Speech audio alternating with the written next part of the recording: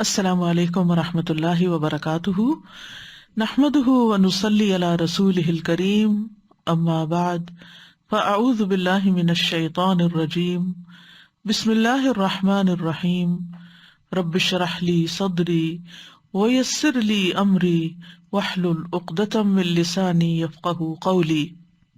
لو أنزلنا هذا القرآن على جبل لرأيته خاشعا متصدعا من خشية الله وتلك الأمثال نضربها للناس لعلهم يتفكرون۔ امثال القرآن پروگرام کے سلسلے میں آج ہم دنیا کے زوال کے بارے میں دو مثالیں پڑھیں گے جو سورۃ یونس اور سورۃ الکہف میں بیان ہوئی ہیں۔ پہلے سورۃ یونس کی مثال جو آیت نمبر 24 اور 25 میں بیان کی گئی ہے۔ انما مثل الحیاة الدنیا كماء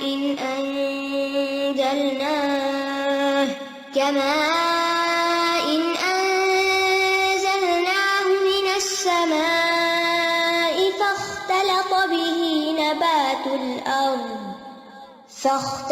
به نبات الأرض مما يأكل الناس والأنعام حتى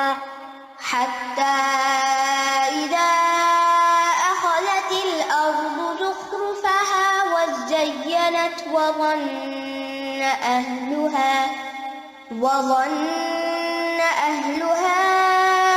أنهم قادرون عليها أتاها أمرنا ليلا أو نهارا فجعلناها حصيدا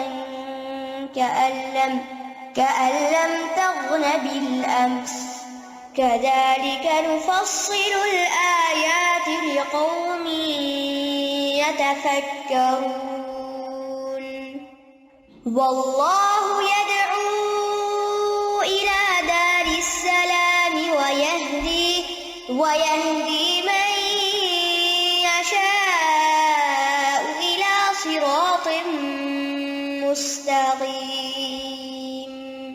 دنیا کی زندگی کی مثال تو بس اس پانی کی سی ہے جسے ہم نے آسمان سے اتارا تو اس کے ساتھ زمین سے اگنے والی چیزیں خوب مل جل گئیں، جس سے انسان اور چوپائے کھاتے ہیں، یہاں تک کہ جب زمین نے اپنی آرائش حاصل کر لی اور خوب مزین ہو گئی اور اس کے رہنے والوں نے یقین کر لیا کہ بے شک وہ اس پر قادر ہیں، تو رات یا دن کو اس پر ہمارا حکم آ گیا تو ہم نے اسے کٹی ہوئی کر دیا جیسے وہ کل تھی ہی نہیں۔ اسی طرح ہم ان لوگوں کے لیے آیات کھول کر بیان کرتے ہیں جو خوب سوچتے ہیں، اور اللہ سلامتی کے گھر کی طرف بلاتا ہے اور جسے چاہتا ہے سیدھے رستے تک پہنچا دیتا ہے۔ دوسری مثال سورۃ الکہف کی ہے، آیت نمبر 45۔ واضرب لهم مثل الحياة الدنيا كماء أنزلناه من السماء فاختلط به نبات الأرض فأصبح حشيما تذروه الرياح وكان الله على كل شيء مقتدرا۔ اور ان کے لیے دنیا کی زندگی کی مثال بیان کیجیے جیسے پانی جسے ہم نے آسمان سے اتارا تو اس کے ساتھ زمین کی نباتات خوب مل جل گئی، پھر وہ چورا بن گئی جسے ہوائیں اڑائے پھرتی ہیں، اور اللہ ہمیشہ سے ہر چیز پر پوری قدرت رکھنے والا ہے۔ پہلی مثال کا سیاق و سباق کچھ یوں ہے کہ اس سے پہلے اللہ سبحانہ تعالیٰ فرماتے ہیں کہ هو الذی یسیرکم فی البر والبحر، وہی ہے جو تمہیں خشکی اور سمندر میں چلاتا ہے، یہاں تک کہ جب تم کشتیوں میں ہوتے ہو اور وہ انہیں لے کر عمدہ ہوا کے ساتھ چل پڑتی ہیں اور وہ اس پر خوش ہو جاتے ہیں تو ان کشتیوں پر سخت تیز ہوا آ جاتی ہے، یعنی پہلے آرام سے چیز اسموتھلی چل رہی ہوتی ہے اور پھر یکایک تیز ہوا آتی ہے اور ان پر ہر جگہ سے موج آ جاتی ہے اور وہ یقین کر لیتے ہیں کہ بے شک ان کو گھیر لیا گیا، تو اللہ کو اس طرح پکارتے ہیں کہ ہر عبادت کو اس کے لیے خالص کرنے والے ہوتے ہیں کہ یقیناً اگر تو نے ہمیں اس سے نجات دے دی تو ہم ضرور ہی شکر کرنے والوں میں سے ہوں گے۔ پھر جب اس نے انہیں نجات دے دی، اچانک وہ زمین میں ناحق سرکشی کرنے لگتے ہیں۔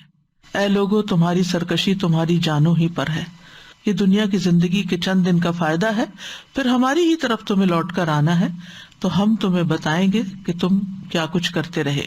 یعنی انما بغیکم علی انفسکم، کہ تمہارے فساد اور تمہاری نافرمانیوں کا وبال تمہارے اوپر ہی پڑے گا۔ جیسے سورۃ فصلت میں آتا ہے ومن اساء فعلیہا، جس نے برائی کی تو وہ برائی اسی پر پلٹے گی، یعنی یہ فساد و نافرمانی تمہارے لیے وبال بن جائے گی۔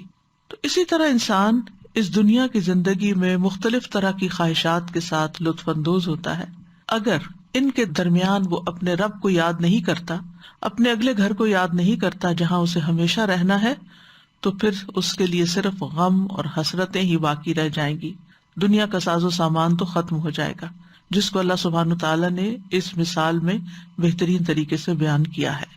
کیونکہ عموماً انسان دنیا کی خوبصورتی اور رونق سے دھوکا کھا جاتا ہے۔ جب وہ کسی چیز کا مالک ہوتا ہے تو وہ سمجھتا ہے کہ اب مجھے کوئی چیز نقصان نہیں دے سکتی، کہ یکایک انسان پر ایسی جگہ سے آفت آتی ہے کہ جس کو انسان سوچ بھی نہیں سکتا، اور اس کے ساتھ ہی اس کے لطف کا وقت ختم ہو جاتا ہے۔ تو آئیے دیکھتے ہیں اس مثال کو کچھ وضاحت کے ساتھ۔ انما مثل الحیات الدنیا، انما کلمت حصر ہے، یعنی اس کے سوا کچھ نہیں، حقیقت یہی ہے۔ مثل الحیات الدنیا، دنیا کی زندگی کی مثال، یعنی دنیا کی زندگی کی حالت، اس کا وصف کیسی ہے؟ یہ دنیا کی زندگی کمائن، پانی کی طرح، انزلناہ من السماء، جس پانی کو ہم آسمان سے اتارتے ہیں، یعنی بارش کا پانی۔ بارش کا پانی جو ہے وہ برکت والا، فائدہ مند، خالص، مفید، میٹھا پانی ہوتا ہے، یعنی جتنی بھی پانی کی قسمیں ہیں ان سب میں بہترین پانی ہوتا ہے، کیونکہ اس پانی سے نباتات خوب اگتی ہے۔ سورۃ قاف میں آتا ہے وَنَزَّلْنَا مِنَ السَّمَاءِ مَاءً مُبَارَكًا فَأَنبَتْنَا بِهِ جَنَّاتٍ وَحَبَّ الْحَصِيدِ، ہم نے آسمان سے برکت والا پانی نازل کیا جس سے ہم نے باغ اگائے اور اناج بھی جو کاٹا جاتا ہے۔ تو جب یہ بارش برستی ہے تو بظاہر بارش برسنے کا بھی جو منظر ہے وہ بڑا خوبصورت ہوتا ہے، لیکن اس کے جو نتائج ہیں وہ اس سے بھی بہترین ہوتے ہیں۔ کیسے؟ فَاخْتَلَطَ بِهِ نَبَاتُ الْأَرْضِ، تو وہ زمین کی نباتات کے ساتھ رل مل جاتا ہے۔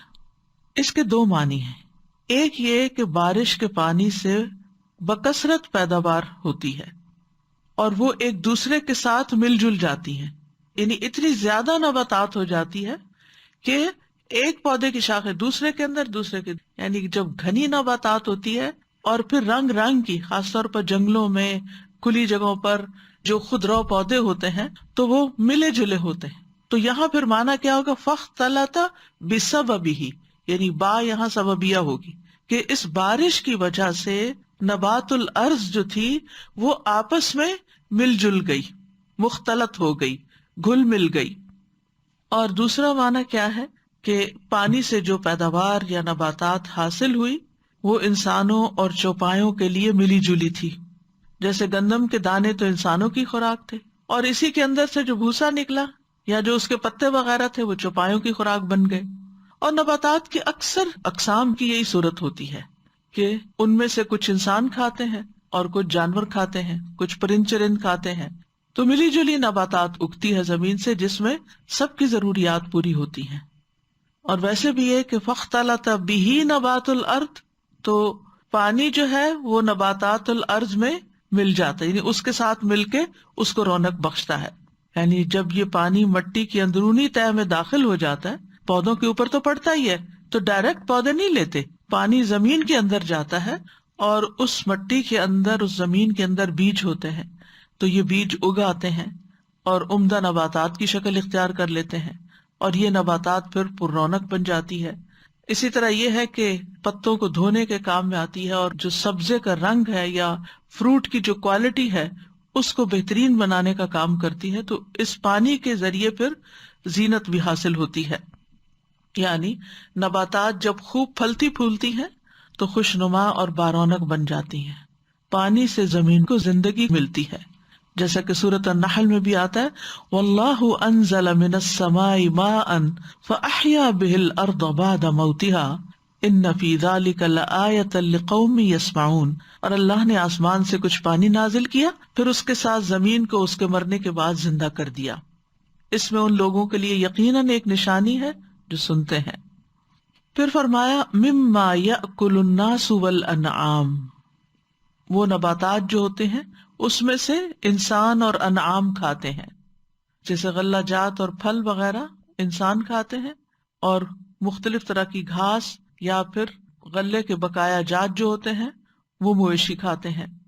تو آسمان کے پانی سے ساری مخلوق کے لیے ایک طرح سے رزق برستا ہے، جیسے سورۃ طٰہٰ میں بھی آتا ہے الذی جعل لکم الارض مہدا وسلک لکم فیہا سبلا وانزل من السماء ماء فاخرجنا به ازواجا من نبات شتى کلوا وارعوا انعامکم ان فی ذلک لآیات لأولی النہی.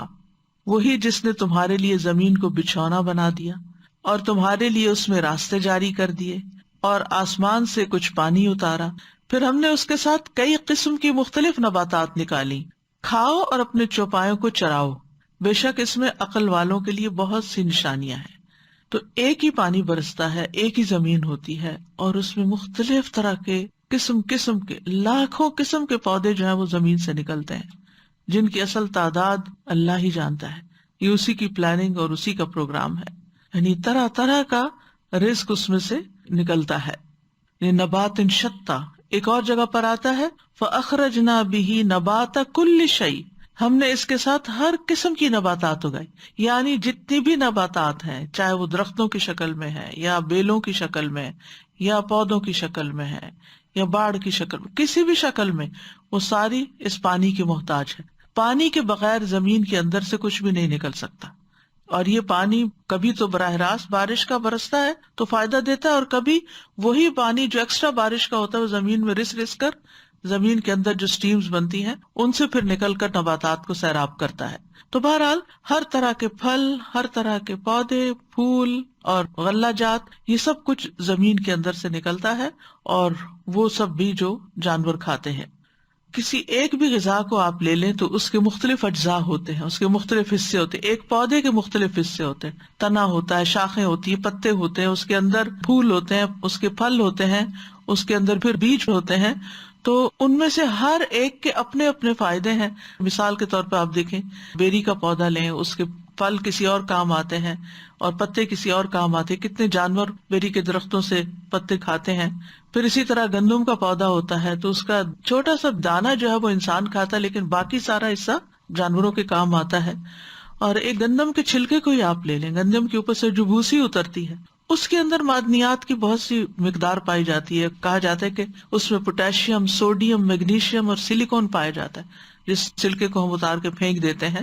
اور یہ معدنیات جو ہیں ہمارے جسم کی جو ٹوٹ پھوٹ ہوتی ہے اس میں بہترین کام کرتی ہیں اور ہمارے جسم کو طاقت بھی پہنچاتی ہے. یعنی بہت سی وٹامنز آپ کہہ لیں کہ اس کے اندر موجود ہوتی ہیں جو اللہ سبحانہ وتعالیٰ نے انسان کے لیے پیدا کی، لیکن انسان عام طور پر جانوروں کے آگے ڈال دیتا ہے، کیونکہ ہم وہ جو بھوسی نکلتی ہے اس کو عموماً پھر جانوروں کو کھلا دیتے ہیں، اور خود وائٹ بریڈ پسند کرتے ہیں، سفید روٹی جس میں صرف نشاستہ ہوتا ہے.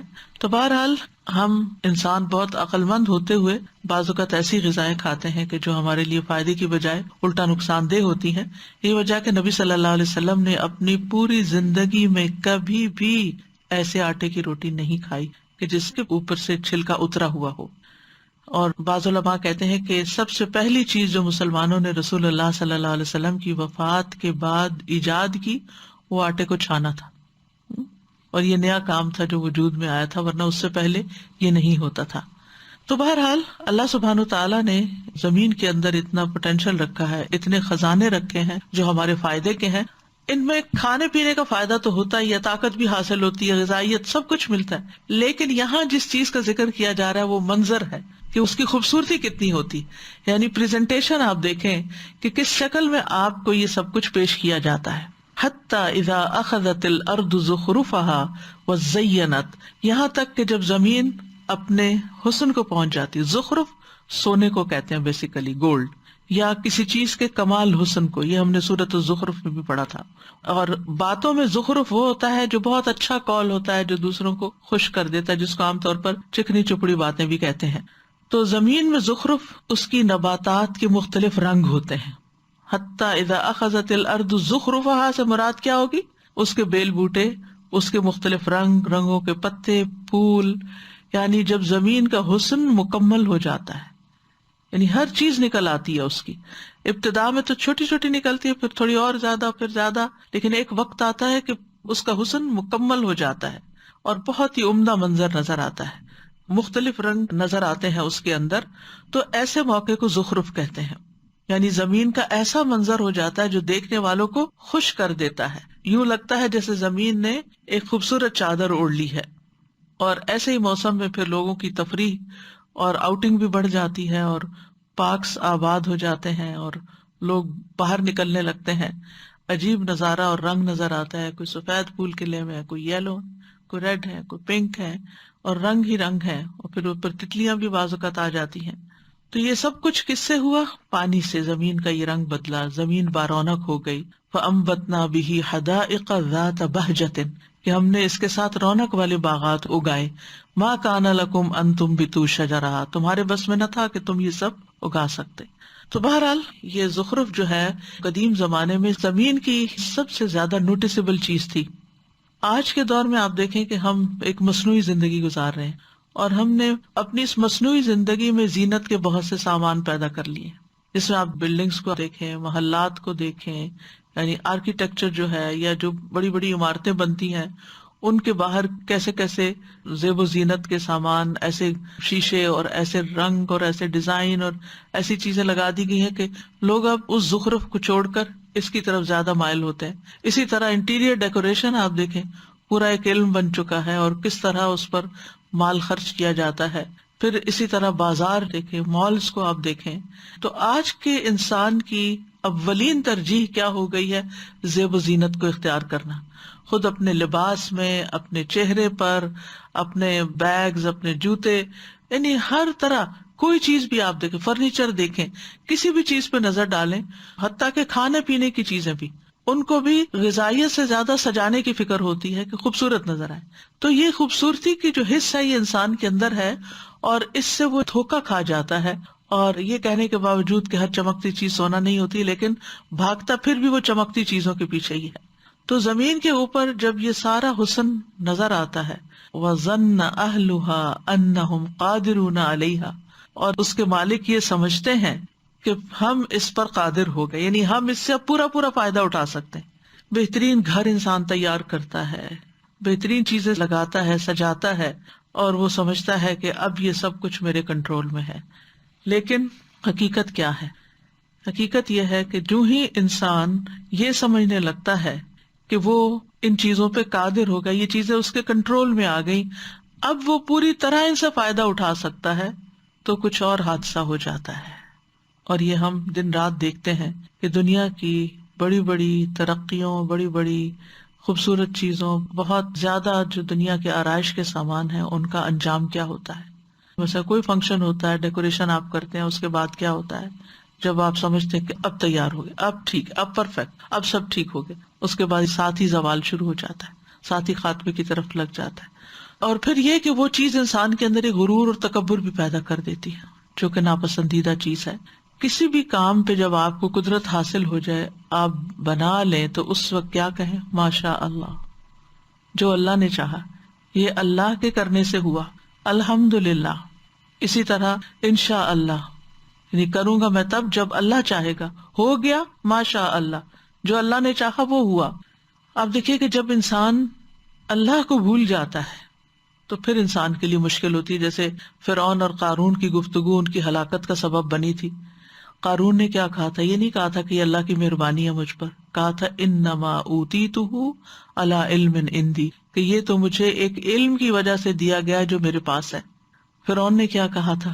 یا قوم الیس لی ملک مصر وہذہ الانہار التی تجری من تحتی، اے میری قوم کیا یہ مصر کی حکومت میری نہیں، یہ ملک میرا نہیں، اور یہ جو نہریں یہاں بہتی ہیں یہ ساری میری ملکیت میں نہیں؟ یعنی وہ کیا سمجھتا تھا کہ میں ان پہ قادر ہوں، ان پہ میرا کنٹرول ہے، یہ سب کچھ میرے ہاتھ میں ہے۔ تو انجام کیا ہوا قارون کا اور کیا ہوا فرعون کا؟ تو انسان کی بہادری اسی میں ہوتی ہے کہ وہ اپنی ہر قابلیت اور ہر چیز کو اللہ سبحانہ تعالیٰ کی طرف منسوب کرے، اپنی ذات کی طرف منسوب نہ کرے۔ تو کچھ کلمات ایسے ہوتے ہیں کہ جو انسان کے لیے تباہی کا باعث بنتے ہیں، قوموں کی تباہی کا باعث بنتے ہیں۔ ابلیس نے کیا کہا تھا؟ انا خیر منہ، شیطان جو ہے ان کلمات کے ذریعے انسان کو ہلاک کرتا ہے، میرا، میں نے کیا، میری طرف سے ہے۔ یہ نہیں کہتا کہ اللہ کی مہربانی، اللہ نے دیا، اللہ کا فضل، اللہ کی رحمت، یہ کہنے کی بجائے ہر چیز کو اپنی طرف منسوب کرتا ہے۔ ٹھیک ہے، کوشش انسان کرتا ہے، لیکن جب تک اللہ کی توفیق نہ ہو تو کچھ حاصل نہیں ہوتا۔ تو ایمان کی علامات میں سے ہے یہ بات کہ سچا مومن یہ سمجھتا ہے کہ اس پر ہر چیز اللہ کے فضل سے ہے، ورنہ اس سے بھی زیادہ قابل، عقل مند، ہوشیار لوگ دنیا میں ہیں جو کہ اس سے کم نعمتیں رکھتے ہیں، زیادہ محتاج ہیں۔ اور آپ دیکھیے کہ جب بھی کبھی کسی کو، چاہے مسلمانوں کو بھی، اپنی طاقت کا چھوٹا سا بھی خیال آیا، غرور ہوا، تو پھر نتیجہ کیا ہوا؟ آپ دیکھیے بدر کے مقام پر مسلمان کمزور تھے لیکن سارا بھروسہ اللہ پہ تھا، اب اللہ کے نام پہ نکلے اللہ ہی سنبھالے گا، تو کیا ہوا؟ کامیابی ہوئی۔ وَلَقَدْ نَصَرَكُمُ اللَّهُ بِبَدْرٍ وَأَنْتُمْ أَذِلَّةٌ، یقیناً اللہ نے بدر میں تمہاری مدد کی جبکہ تم نہایت کمزور تھے۔ اس کے برعکس حنین میں کیا ہوا؟ ابن عباس کہتے ہیں نبی صلی اللہ علیہ وسلم نے فرمایا بہترین رفقا وہ ہیں جو 4 کی تعداد میں، یعنی 4 کا گروپ اچھا ہوتا ہے۔ بہترین دستہ وہ ہے جس میں 400 شہسوار ہوں، یعنی ایک ایکسپیڈیشن کے لیے جو فوج جاتی۔ بہترین لشکر وہ ہے جو 4000 کی تعداد میں ہو، اور 12000 قلت کی بنا پہ ہرگز مغلوب نہیں ہو سکتے، یعنی 12000 کا لشکر مغلوب نہیں ہوتا۔ اللہ تعالیٰ کا فرمان ہے وَيَوْمَ حُنَيْنٍ إِذْ أَعْجَبَتْكُمْ كَثْرَتُكُمْ، وہ کثرت تھی نا 12000 کی، فَلَمْ تُغْنِ عَنْكُمْ شَيْئًا، وہ کثرت تمہارے کچھ کام نہ آئی۔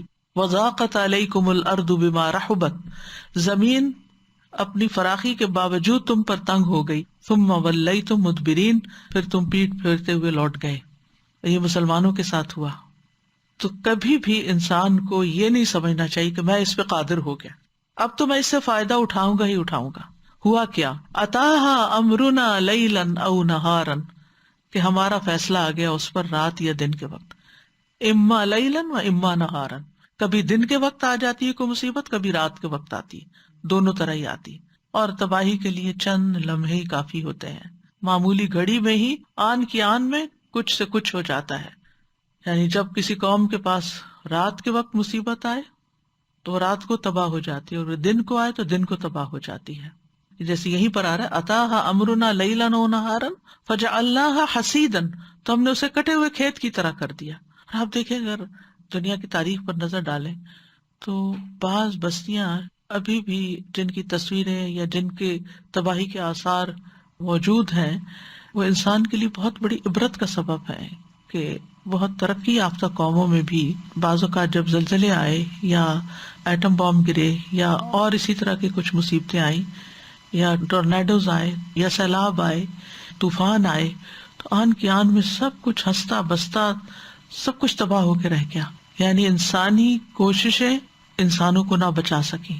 اس آگ کی مثال لیجئے کہ جو پچھلے کچھ عرصے سے کیلیفورنیا میں اور آسٹریلیا میں لگی ہوئی تھی، کہ انسان کسی بھی طرح اس کو روک نہیں سکتا، کوئی بند نہیں باندھ سکتا، اس کوششوں کے باوجود پھیلتی ہی چلی گئی۔ اسی طرح سورۃ القلم میں جو باغ والوں کا قصہ آتا ہے، جب باغ کے پھل خوب پک گئے، پوری تیاری کے ساتھ چپ کے گھر سے نکلے کہ جا کے راتوں رات سارا پھل کاٹ کے لے آئیں گے، تو کیا ہوا؟ رات کے وقت ہی ان کے جانے سے پہلے بلا پھر گئی اور سارا باغ خاک آلود ہو گیا۔ تو یہاں بھی یہ سمجھتے تھے کہ ہم قادر ہیں، یعنی جہاں بھی انسان سمجھتے ہیں کہ ہم قادر ہو گئے، تو پھر فَجَعَلْنَاهَا حَصِيدًا كَأَن لَّمْ تَغْنَ بِالْأَمْسِ، تو ہم نے اس کو حسید کر دیا۔ حسید کا مطلب ہے جڑ سے کاٹی ہوئی کھیتی.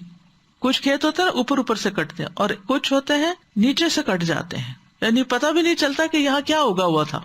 جیسے کہا جاتا ہے عربی میں حسد دابرہم, اس نے ان کی نسل کاٹ دی.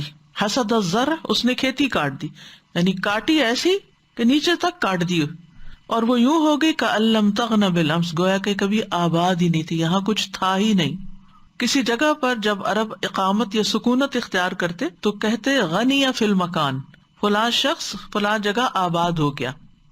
اور مغانی ان گھروں کو کہتے ہیں جن کو لوگ آباد کرتے ہیں. تو لغت میں غنا کا معنی ہوتا ہے کافی ہونا, اور بالامس, امس کا مطلب یسٹرڈے نہیں, ہم ترجمہ تو اردو میں کل کرتے ہیں نا, نہیں صرف کل نہیں, پاسٹ, ٹھیک ہے.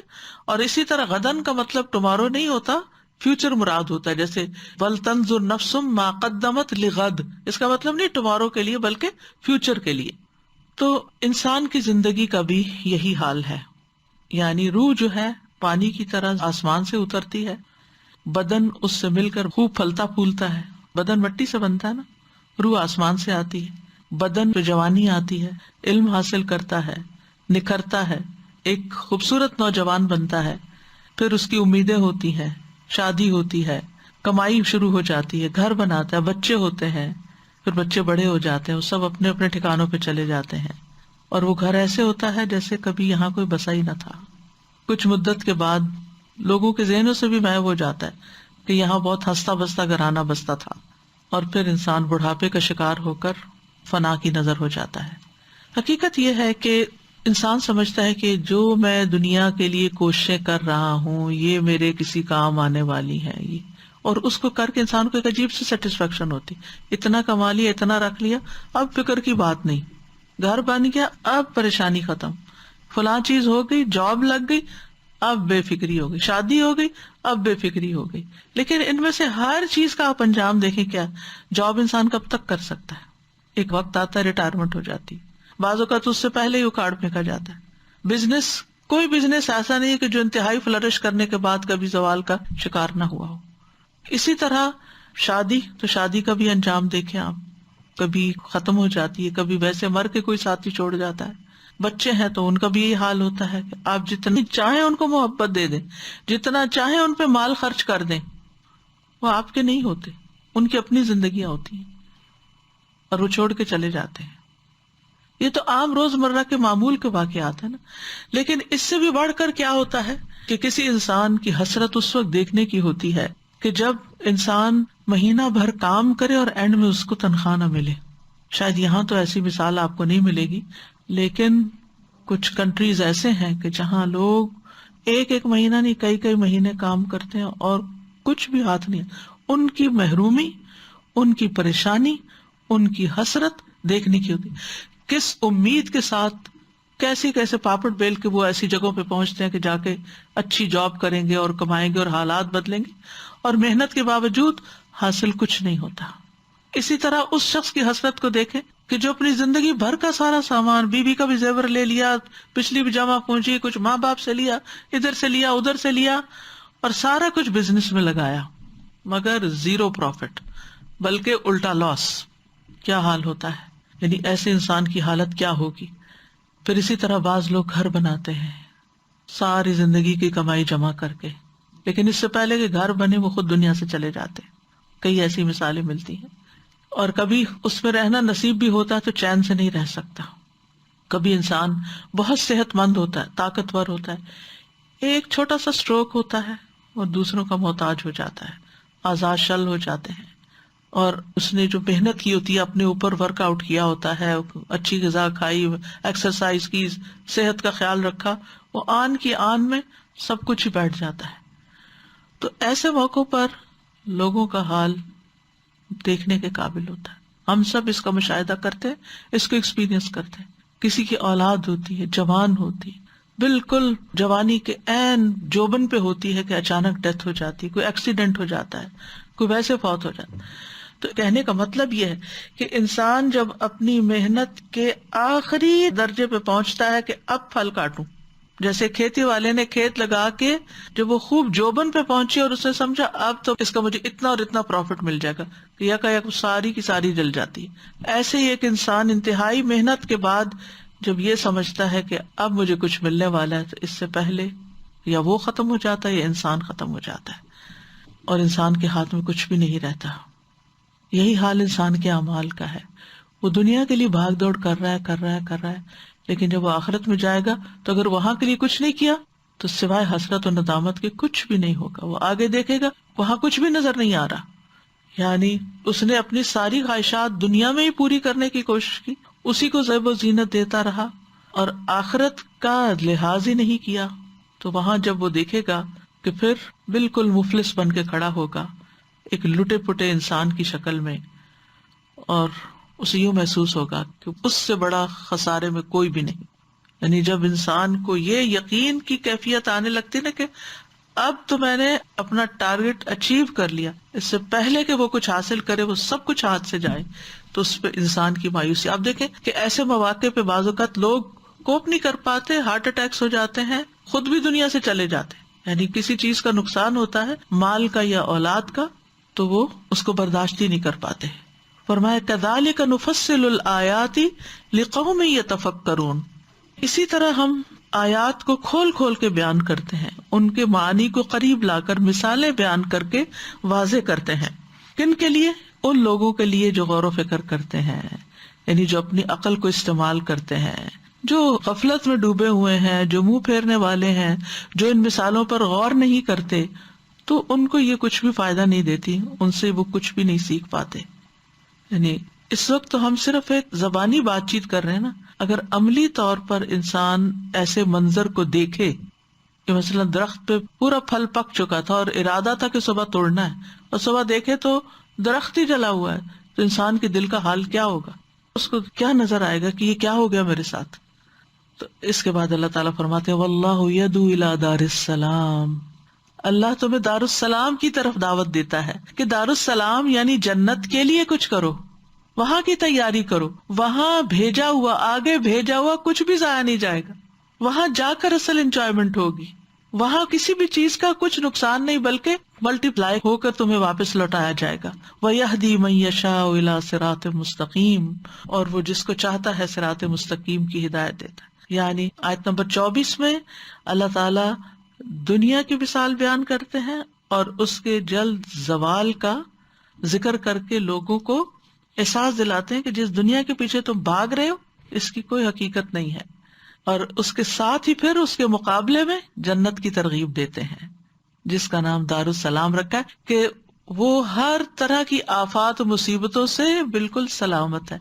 دنیا دار السلام نہیں ہے، یہاں آپ کتنے بھی سیکیورٹی کے بندوبست کر لیں، جو خطرہ لاحق ہونا ہے وہ ہونا ہے، جس چیز نے جانا ہے جانا ہے، آپ روک نہیں سکتے اس کو، لیکن وہاں ہر چیز سلامت ہوگی اور ہمیشہ سلامت رہے گی، اور آپس میں بھی لوگ سلامتی کے ساتھ رہیں گے، لہذا کوشش اس کی کرو۔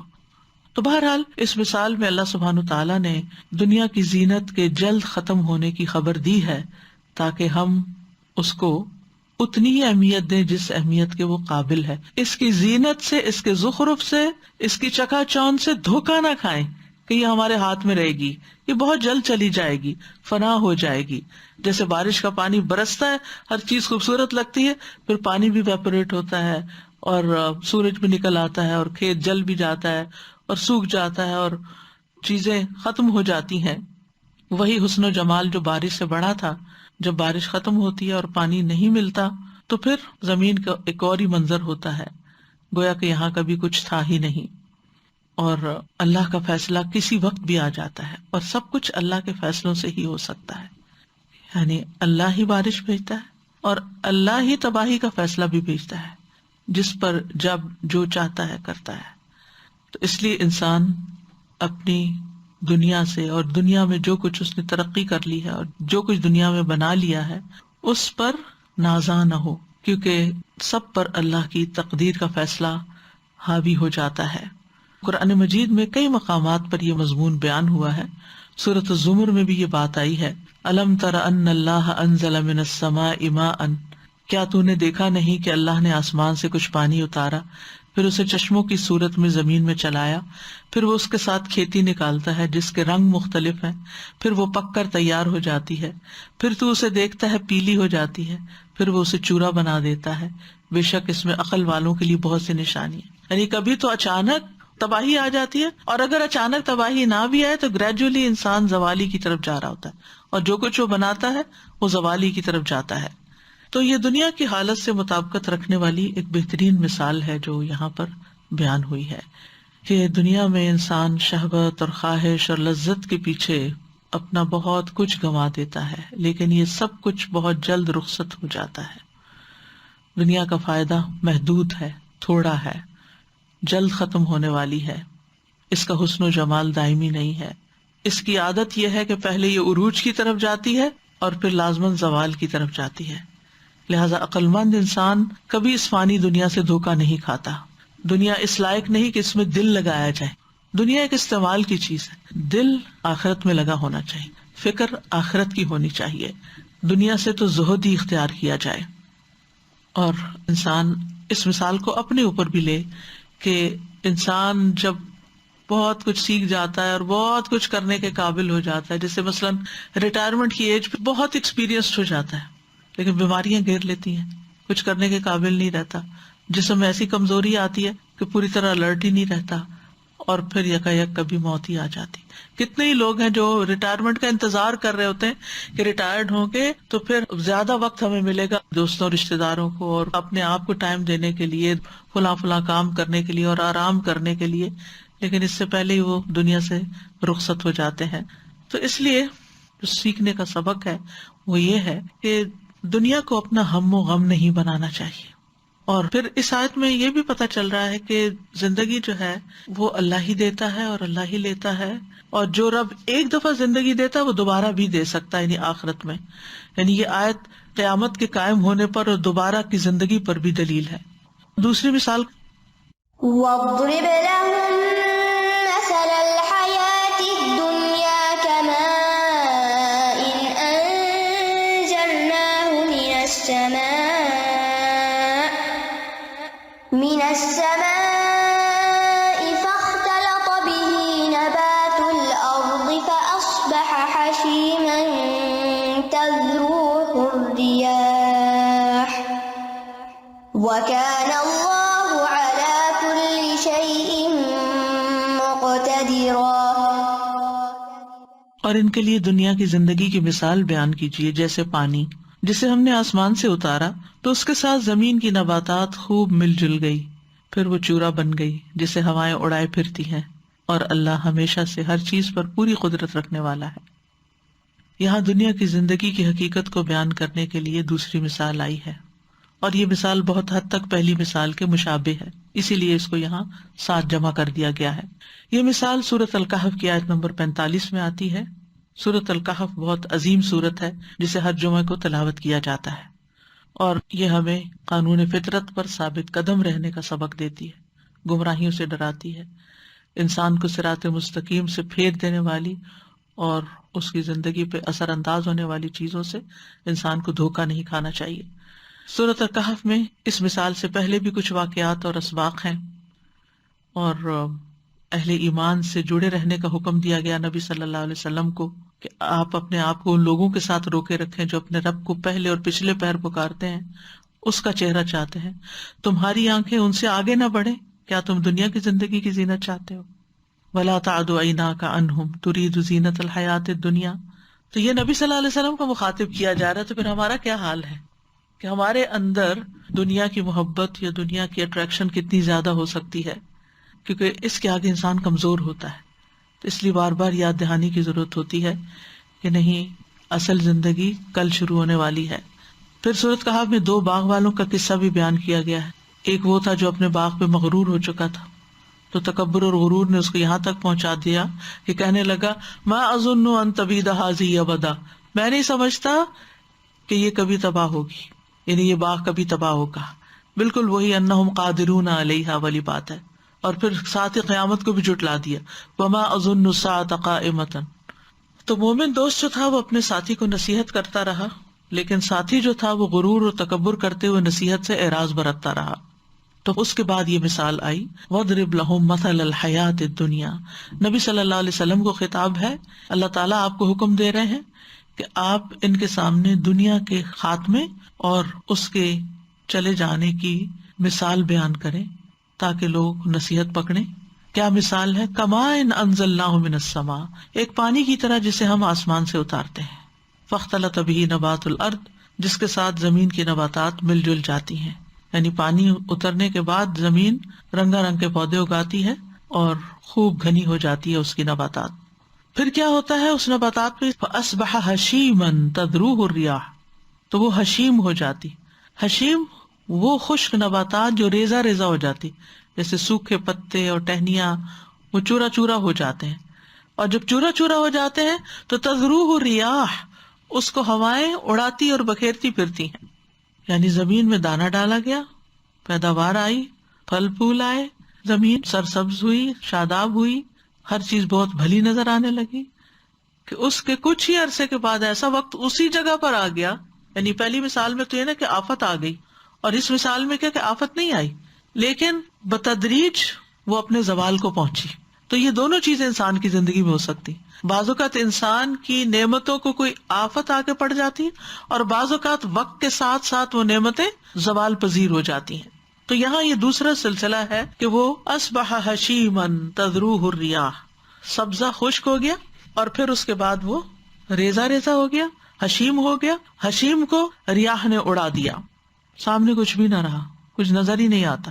اور یہاں پر آپ دیکھیں کینیڈا میں جب خزاں آتی ہے اور پتے گر جاتے ہیں تو اس کے بعد یوں لگتا ہے جیسے کبھی یہاں کچھ اگا ہی نہیں تھا. گھاس کے اوپر برف پڑ جاتی ہے، وہ ویسے نظر نہیں آتی، درخت ٹنڈ منڈ ہو جاتے ہیں، زمین آسمان کا رنگ ایک ہونے لگتا ہے. تو اسی میں آپ دیکھیں کہ لوگوں کو کتنا ڈپریشن ہوتا ہے، کتنی پریشانی ہوتی. بہت سے لوگ محض اس موسم کی وجہ سے بیماریوں کا شکار ہو جاتے ہیں، خصوصاً ذہنی بیماریوں کا شکار ہو جاتے ہیں. تو اگر دنیا میں یہ حال ہوتا ہے کہ ایک نعمت کے چلے جانے کے بعد انسان پریشان ہوتا ہے، تو آخرت میں جب انسان کے اعمال کا اس کو کوئی نتیجہ نظر نہیں آئے گا کہ میں نے تو دنیا میں اتنی محنت کی تھی، اتنا تھکا تھا، دن رات کام کیا تھا کہ مجھے کچھ حاصل ہو، نہ وہاں کچھ ملا اور نہ آگے کچھ ہے، تو انسان کی پریشانی کا عالم کیا ہوگا؟ پھر اس وقت اس کی ذہنی حالت کا حال کیا ہوگا اور اس کے اوپر کیا بیتے گی. یہاں پر آپ دیکھیں فاختلط، فاصبح، دونوں میں فا کا استعمال ہوا ہے، اور اس سے کلام کی بلاغت میں اور زیادہ اضافہ ہو جاتا ہے.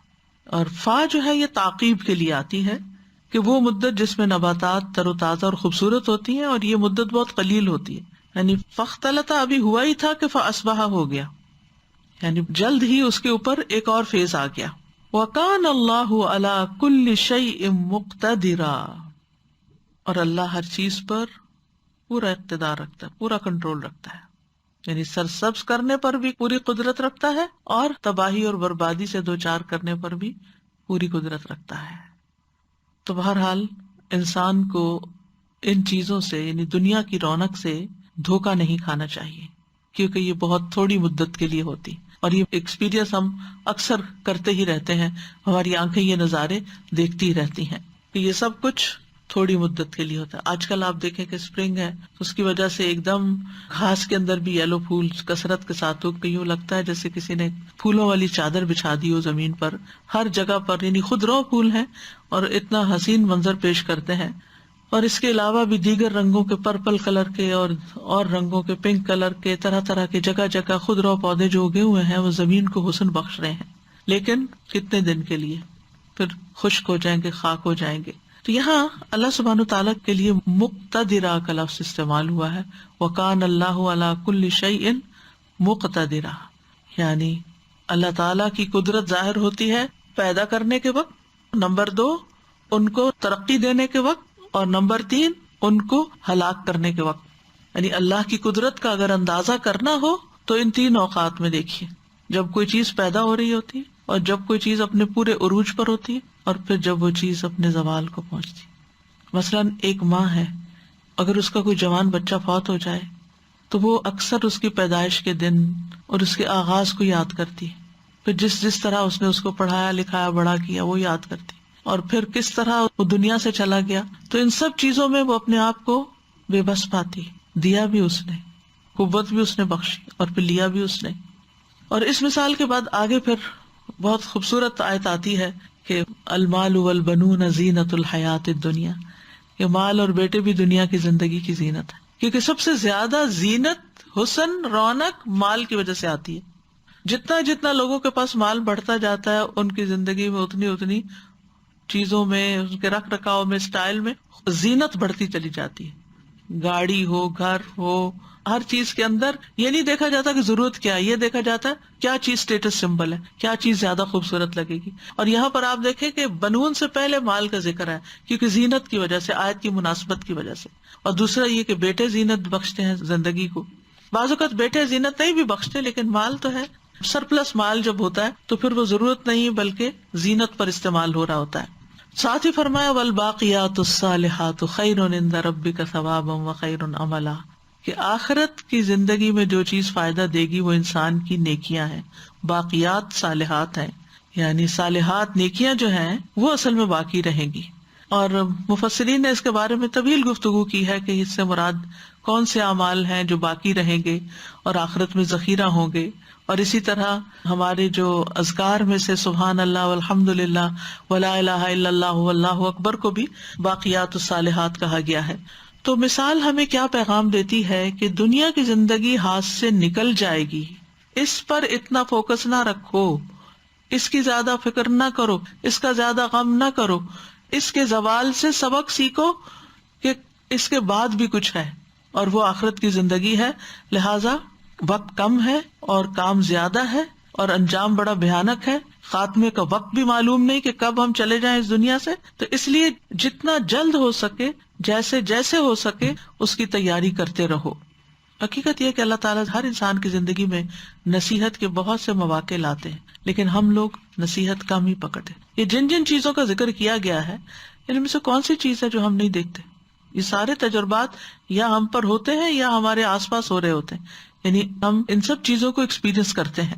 لیکن نصیحت وہی لیتا ہے جس کا دل زندہ ہوتا ہے، ورنہ عموماً انسان مال و متاع کے پیچھے ایمان بھی گنوا دیتا ہے، اپنی صحت بھی گنوا دیتا ہے، اپنے رشتوں کو بھی بھول جاتا ہے، اپنی بہت سی قیمتی چیزوں کو چھوڑ دیتا ہے، اور سب سے بڑی بات یہ کہ اپنی آخرت کو داؤ پہ لگا دیتا ہے، کیونکہ ان چیزوں کی محبت انسان کے اندر رکھ دی گئی ہے. زُيِّنَ لِلنَّاسِ حُبُّ الشَّهَوَاتِ مِنَ النِّسَاءِ وَالْبَنِينَ وَالْقَنَاطِيرِ الْمُقَنطَرَةِ مِنَ الذَّهَبِ وَالْفِضَّةِ وَالْخَيْلِ الْمُسَوَّمَةِ وَالْأَنْعَامِ وَالْحَرْثِ ذَلِكَ مَتَاعُ الْحَيَاةِ الدُّنْيَا وَاللَّهُ عِندَهُ حُسْنُ الْمَآبِ قُلْ أَأُنَبِّئُكُمْ بِخَيْرٍ مِّن ذَلِكُمْ. یہ چیزیں تو ہیں، یہ تو سب کو نظر آ رہی ہیں کہ خوبصورت ہے، اچھی لگتی ہیں، ہر ایک کے دل کو متاثر کرتی ہیں، لیکن اس سے بھی بہتر چیز ہے أَأُنَبِّئُكُمْ بِخَيْرٍ مِّن ذَلِكُمْ، اور وہ کیا ہے؟ لِلَّذِينَ اتَّقَوْا عِندَ رَبِّهِمْ جَنَّاتٌ تَجْرِي مِن تَحْتِهَا الْأَنْهَارُ خَالِدِينَ فِيهَا وَأَزْوَاجٌ مُطَهَّرَةٌ وَرِضْوَانٌ مِّنَ اللَّهِ وَاللَّهُ بَصِيرٌ بِالْعِبَادِ، کہ جو لوگ متقی بنے، ان چیزوں کے بیچ میں رہتے ہوئے اللہ کو نہیں بھولے، اللہ کا ڈر نہیں ان کے دل سے گیا، ان کے لیے ان کے رب کے پاس باغ ہیں جن کے نیچے نہریں بہتی ہیں، ان میں ہمیشہ رہنے والے ہیں، نہایت پاک صاف بیویاں، اور اللہ کی جانب سے عظیم خوشنودی. اللہ بندوں کو خوب دیکھنے والا ہے. تو دیکھنے کی بات یہ کہ ہم کس چیز کے زیادہ حریص ہیں. اللہ نے مال دیا، شکر ہے اللہ کا، اولاد دی، شکر ہے اللہ کا، لیکن اس لیے نہیں دی یہ دونوں چیزیں کہ ہم ان کے اندر ہی مشغول ہو کے رہ جائیں اور دوسروں کے حقوق بھول جائیں. وما اموالکم ولا اولادکم باللتی تقربکم عندنا زلفی، یہ مال اور اولاد ہی نہیں جو تمہیں ہمارے قریب کریں گے، اصل چیز اعمال صالحہ ہے. مال اور اولاد کو بھی جو اعمال صالحہ میں لگا دیتا ہے تو یہی لوگ ہیں جو دگنی جزا پائیں گے. اولاد بھی صدقہ جاریہ بن جائے گی اور مال بھی صدقہ جاریہ بن جائے گی. تو دنیا کا سامان جو ہے، یا دنیا کی رونق، یا دنیا کی زندگی جو سراب کی طرح ہے، جس تک انسان پہنچتا ہے، یعنی انسان اپنے لیے کوئی گول رکھتا ہے یہ اچیو کرنا، جب وہاں پہنچے تو کہتا ہے یہ کیا ہے، اس سے آگے چلو، پھر آگے چلتا ہے، پھر وہی عمل دہرایا جاتا ہے، پھر ہر دفعہ وہی ہوتا ہے کہ انسان کسی بھی چیز پر سیٹسفائی نہیں ہوتا. تو بہرحال یہاں جو دوسری مثال دی گئی ہے وہ بھی اس لیے کہ ہم اس سے سبق سیکھیں، اور دونوں مثالیں ہمیں دنیا کی حقیقت بتاتی ہیں کہ دنیا دھوکے کا سامان ہے، آخرت اٹل حقیقت ہے جس کو ٹلنا ہی نہیں. اور متاع الدنیا قلیل ہے، اور والآخرۃ خیر و ابقیٰ ہے، باقی رہنے والی ہے. دنیا عارضی ہے، آخرت ہمیشگی کا گھر ہے. ہماری اصل زندگی ہی وہی ہے، ہم پیدا اس کے لیے کیے گئے. یہاں تو صرف ٹیمپریریلی بھیجے گئے کہ اپنے آپ کو پروو کریں کہ ہم اس بڑے انعام کے قابل ہیں. اور آخرت کا گھر ہی اصل دار القرار ہے. انما هذه الحیات الدنیا متاع، یہ تو بس فائدہ اٹھانے کی جگہ ہے کہ وقتی طور پر ان چیزوں کو اپنی ضرورت سمجھ کے استعمال کرو. وان الاخرۃ ہی دار القرار، دار القرار، سکون کا گھر، ٹھہرنے کا، رہنے کا، وہ آخرت ہی ہے. اور آخرت کی عیش ہی اصل عیش ہے، جیسے نبی صلی اللہ علیہ وسلم جنگ خندق کے موقع پر پڑھ رہے تھے، لا عیش الا عیش الآخرہ. دنیا کتنی بھی عمدہ کیوں نہ ہو، آخرت کے مقابلے میں حقیر ہے. اللہ کے نزدیک مچھر کے پر سے بھی زیادہ حقیر ہے، مردہ بکری سے بھی زیادہ حقیر ہے. اس کی ہر چیز کو زوال ہے، ہر چیز کو. اور جنت کی کسی چیز کو زوال نہیں، وہاں کوئی نعمت ختم ہونے والی نہیں، بلکہ وہ اور بڑھتی جائے گی، اضافہ ہی ہوتا جائے گا. دنیا کتنی بھی عمدہ ہو، کتنی بھی اچھی ہو، لیکن اس کا انجام اچھا نہیں، سوائے ایمان اور عمل صالح کے. انا جعلنا ما علی الارض زینۃ لها لنبلوہم ایہم احسن عملا وانا لجاعلون ما علیہا صعیدا جرزا. یہ سب چٹیل میدان بن جائے گا. تو دنیا میں بہت نعمتوں کے پیچھے نہ بھاگیں، بہت آرام کی زندگی بسر نہ کریں، بلکہ اپنے آپ کو آخرت کے لیے تھکائیں. تو کرنے کے کام یہ ہے کہ دنیا کو اپنا اصل مقصد اور ہم و غم نہیں بنانا، دنیا کے غموں کو پیچھے چھوڑ کے اس کو ریپلیس کرنا آخرت کے غم سے. جب خیال آئے نا دنیا کے کسی بھی غم کا، اس نے میرے ساتھ یہ کیا، اس نے انسلٹ کر دی، اس نے میرا لحاظ نہیں کیا، اس نے میرا شکریہ ادا نہیں کیا، یہ میرے کام نہیں آیا، اس نے مجھے یہ بات سنا دی تھی، یہ بہت نافرمان ہے اولاد، یہ فلاں ہے، یہ فلاں، جتنے بھی انسان کو فکر و فاقہ دماغ میں سائیکل چلتا رہتا ہے، اس وقت فوراً سوچے یا اللہ میری آخرت اچھی کر دے. جب دنیا کا غم ستائے ساتھ ہی کہیں یا اللہ میری آخرت اچھی کر دے، اللہ میری قبر کو روشن کر دینا. جہاں کوئی تکلیف آئے اس کے پیرالل آخرت کی راحت اور جنت مانگے. ایک تو آپ اس غم سے باہر نکلیں گے، اس کی فکر کم ہوگی، اور دوسرا یہ کہ جو اصل غم ہے نا وہ یاد رہے گا اور اس کی تیاری رہے گی. اور دنیا کی محبت جو ہے نا ایک بیماری ہے، دنیا کی محبت بیماری ہے. کیونکہ ہوتا یہ ہے کہ جب وہ محبت جس بھی چیز سے زیادہ ہو جاتی ہے تو وہ غم دینے لگتی ہے، چاہے اولاد سے ہو، چاہے مال سے ہو، چاہے گھر سے ہو، کسی بھی چیز، اس کے نقصان کا اندیشہ، اس کے ضیاع کا، اس کی موت کا، ہر چیز، اس کے ٹوٹ پھوٹ، اس کے ہاتھ سے جانے کا ہے، یہ چیز پھر نہیں رہے گی میرے پاس، یہ جوانی نہیں رہے گی، یہ حسن نہیں رہے گا، یہ فلاں چیز نہیں رہے گی، یہ گاڑی خراب ہو جائے گی، یہ وہ جو بھی اچھی سے اچھی چیز ہے نا اس کے ساتھ ایک غم لگا ہوا ہے، ہر پھول کے ساتھ کانٹا لگا ہوا ہے. لہٰذا دنیا کی چیزوں کے پیچھے اپنے آپ کو نہیں گھلانا، اپنا غم آخرت کو بنا لینا ہے، اور پھر اس دنیا کی زندگی سے آخرت کمانی ہے، ہر عمل سے آخرت کمانی ہے. نیک اعمال کا زاد راہ اکٹھا کرنا ہے، اور دنیا کی زندگی کو امانت سمجھتے ہوئے گزارنا ہے، بس جائز حق میں استعمال کرنا ہے، اور اس سے آخرت کی تیاری کرنی ہے، اور تیاری کی فکر لگائے رکھنی ہے. اللہ تعالی ہمیں اس کی توفیق عطا فرمائے. ربنا آتنا فی الدنیا حسنۃ وفی الآخرۃ حسنۃ وقنا عذاب النار. اللہم انی اسألک العافیۃ فی الدنیا والآخرہ. اللہم انی اعوذ بک من الکسل والحرم وسوء القبر وفتنة الدنیا وعذاب القبر. اللہم انی اعوذ بک من زوال نعمتک وتحول عافیتک وفجاءة نقمتک وجمیع سخطک. اللہم لک الحمد کلہ، اللہم لا قابض لما بسطت ولا مقرب لما باعدت ولا مباعد لما قربت ولا معطی لما منعت ولا مانع لما اعطیت ولا مانع لما اعطیت ولا مانع لما اعطیت. اللہم ابسط علینا من برکاتک ورحمتک وفضلک ورزقک. اللہم انی اسألک النعیم المقیم الذی لا یحول ولا یزول. اللہم انی اسألک النعیم المقیم الذی لا یحول ولا یزول. اللہم انی اسألک النعیم المقیم الذی لا یحول ولا یزول. اللہم انی اسألک النعیم یوم العیلہ. اللہم انی اسألک النعیم یوم العیلہ. اللہم انی اسألک النعیم یوم العیلہ والامن یوم الحرب. اللہم اعوذ بک من سوء ما اعطیتنا وشر ما منعت منا. ربنا تقبل منا انک انت السمیع الدعاء.